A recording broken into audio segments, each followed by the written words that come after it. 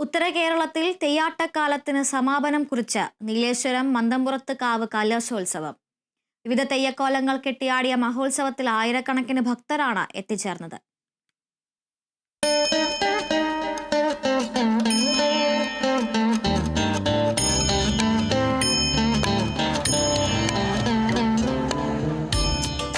അത്യുത്തര കേരളത്തിൽ പെരുമ്പപ്പുഴയ്ക്ക് വടക്കുഭാഗം തെയ്യാട്ടക്കാലത്തിന് സമാപനം കുറിച്ച നീലേശ്വരം മന്തംപുറം കലശ മഹോത്സവം.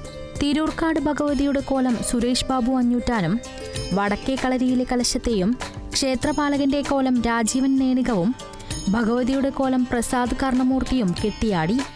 ആരിക്കര ഭഗവതി ക്ഷേത്രത്തിൽ നിന്നും ആർപ്പുവിളികളോടെ മീൻകോപ്പയും ക്ഷേത്രസന്നിധിയിലെത്തിച്ചു.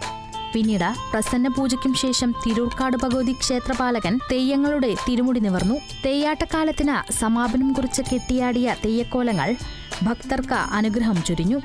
Kerala vision news, Kasaragod.